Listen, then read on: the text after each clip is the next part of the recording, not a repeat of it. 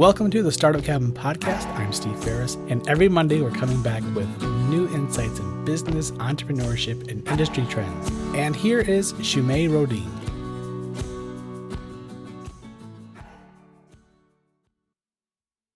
Today I want to talk about productivity and about routines. This month on our Sweden YouTube meetup that I run, one of the new members came by, Alexander Slotte, and he runs a YouTube channel called Framgångsrutiner, so successful routines in English.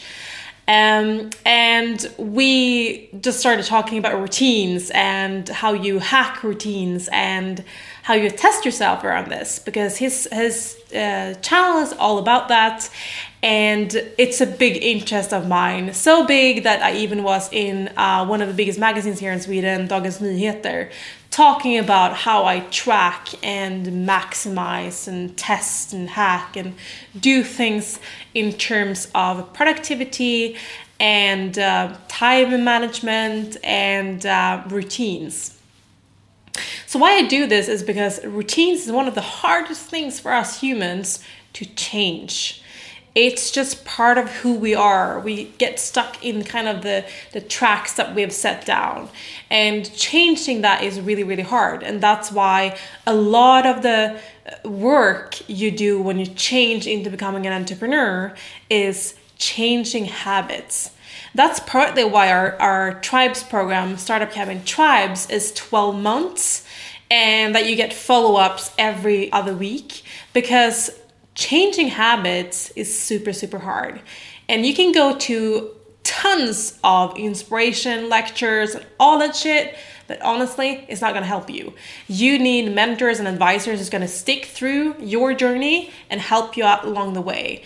I know, because I've been an entrepreneur for 11 years, and the only good advisors, the only good mentors I've had have been with me long term and have been invested in my company and in my journey for a long period of time.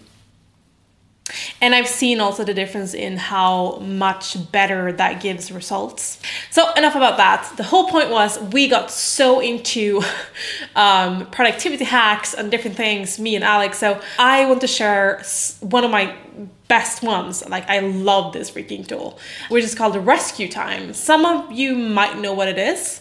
Rescue Time is a tool. It's an app and service that you use on your computer. And what it does is it categorizes the tasks you do on your computer and the time you spend on it.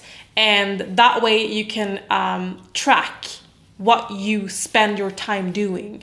And then you categorize them to your specific kind of job you have.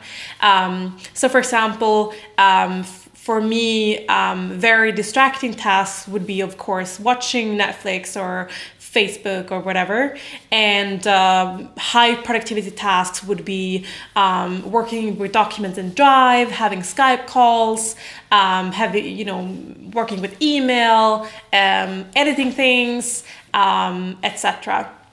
So, but not everyone is going to have the same job as I have. So you customize what is considered distracting and very distracting tasks, and productive and very productive tasks.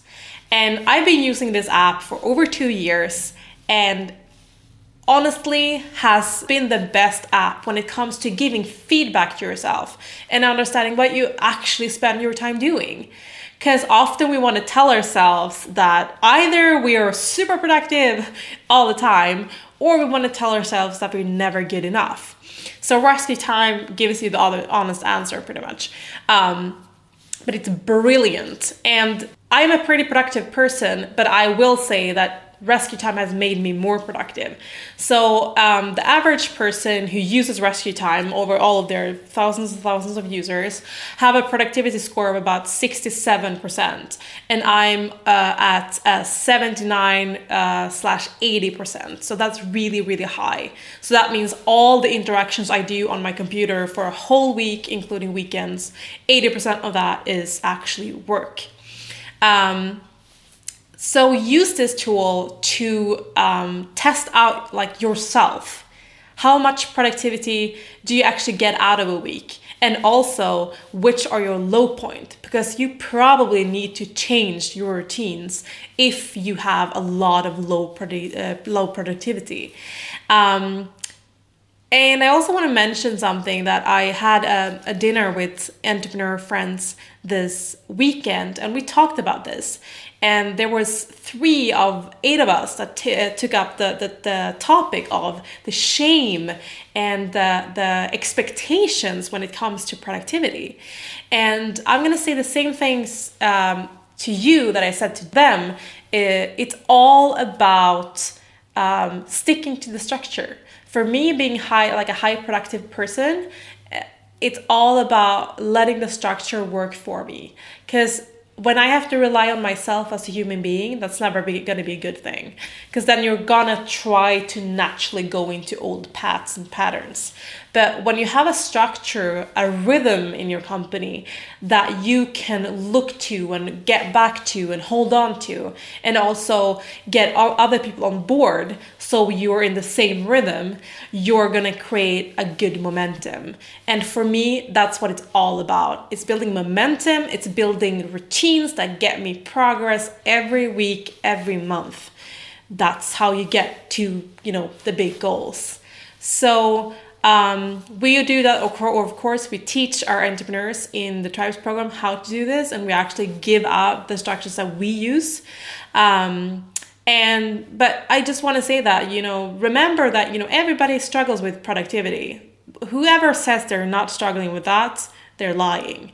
But there's so many tools out there that you can use to get better flow and better rhythms. Thank you so much for listening.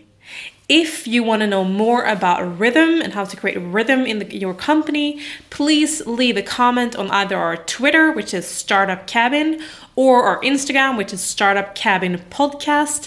And we'll make another podcast talking specifically about how to create rhythm in your company. For me, it was a big revelation. It changed my everyday life, understanding that the strategy of rhythm instead of tasks. And hope you have a really great Monday, and I'll talk to you in the next episode. If you're a founder in the Stockholm, Sweden area, and you're ready to scale your business, refine your leadership style, and set yourself up to become a global entrepreneur, you should consider applying to Startup Cabin Tribes. You can come apply over at startupcabin.com. Thank you again for listening, and we wish you all much success.